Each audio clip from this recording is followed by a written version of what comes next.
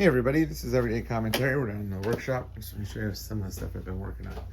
So we made this chair, or the hook rails, and then we redid the cabinets, we actually made this. There was nothing here before.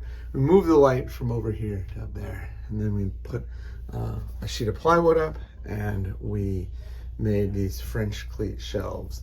Shelves weigh about 2 pounds each, but they're all movable. There's a cleat here and a cleat here. There's an angled cut between them, and it basically holds the shelf in place. So we worked on that. And the other thing that we worked on is we worked on that. This is my first cutting board, and as you can see, it has some maple and then 2 stripes of walnut. We're about ready to finish it. We need to put an edge on, and then we need to put little finger grooves on the side so you can hold it.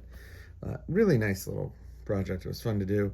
And my dad moved from Ohio to Massachusetts, and so I have access to a planer now, and that makes that a lot easier. Last thing I wanted to show you, a couple things we picked up. Went to the Brimfield Antique Show yesterday, and it was really hot, like 90, 92 degrees. So we got some axe heads. We're gonna finish these up. We're gonna refinish them. We're gonna put, and we're gonna rehang them. As you can see, this one's got some problems. That one up there is super tiny, super tiny. But it's sort of a variation on a carpenter's hatchet. Super tiny, super duper tiny. And then we've got this one. This was actually in really good shape. It's got some pitting on the side, but it looks like somebody's tried to clean it up already.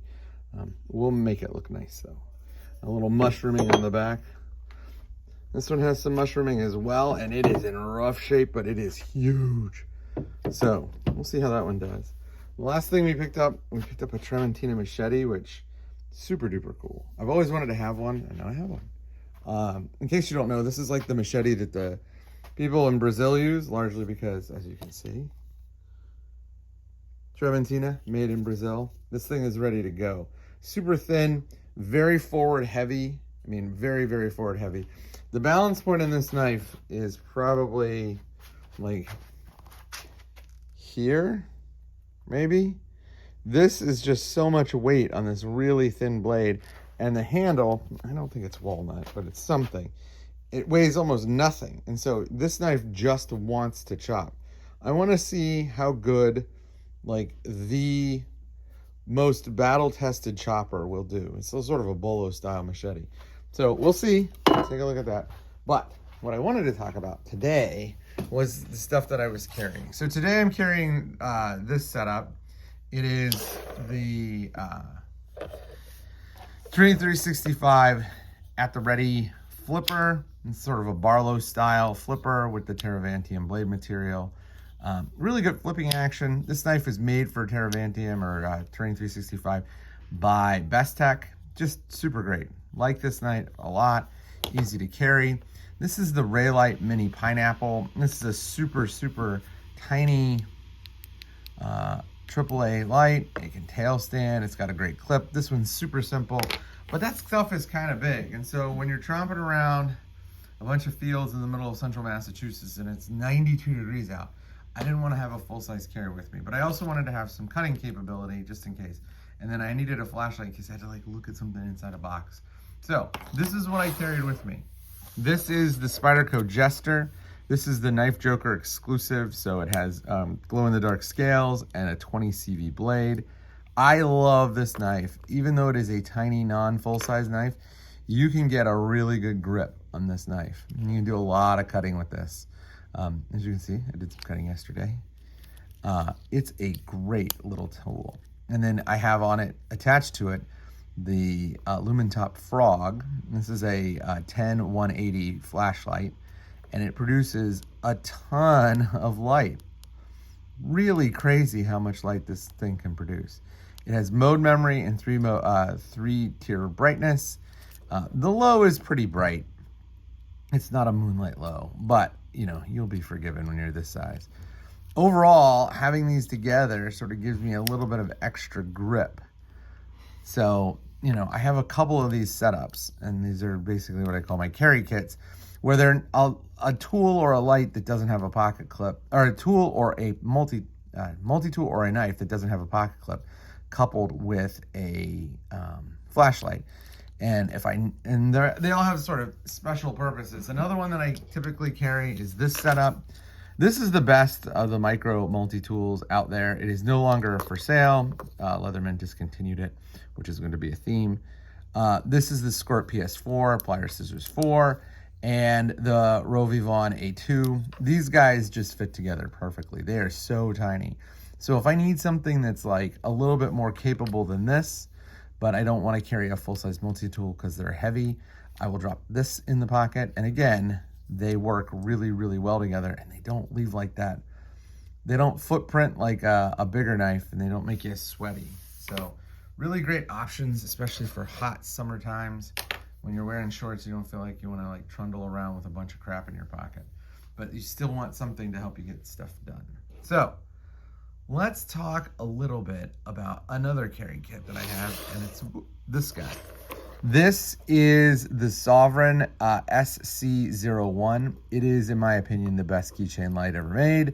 It is unfortunately out of production, but it is super duper cheap. Actually, this one, the battery is dead. I need to charge the battery. And it is paired with this, the Leatherman Style PS, and that stands for Pliers Scissors. And if you know, this is a TSA approved multi-tool. It was also discontinued by Leatherman, which I don't understand. They have gone back to having the only micro multi-tool in their lineup being the Leatherman Micra, which in my opinion is hot garbage. And so they have abandoned this portion of the market to other people. But this as a TSA compliant multi-tool is super great. I've taken this on probably 10 airplane flights. I've never had a problem. Obviously, it's not a guarantee, but it's designed to be TSA compliant, and it's really, really, really good. I love, love, love this guy. It's basically a baby Skeletool, and instead of the knife, they put in scissors to make it TSA compliant. You can get a lot of stuff done with this. I've done, you know, when we had little guys, I did a lot of modifications to baby things that weren't working the right way. So I remember we were in Philadelphia and we were waiting for a dino museum to open up, and I had to like fix or repair a baby bottle that wasn't quite working. There was something about the tip wasn't working. So I pulled this out and I used the scissors and I kind of cut the corner so it made the milk flow better, and that worked. It was super, super great. Really good design. Very, very nice. I don't know why they discontinued it. I also don't know why they discontinued the PS4, to be frank. But the question is now, what do you do if you want a TSA compliant tool and you don't want to carry something giant? So this is something that I saw over on Max Level EDC, and this is the Nextool Mini Sailor, and it is the Mini Sailor without a knife blade. And let me tell you, this guy is excellent. A lot of these Chinese-made multi-tools were something that I had assiduously avoided because I really, really do not like what they were making.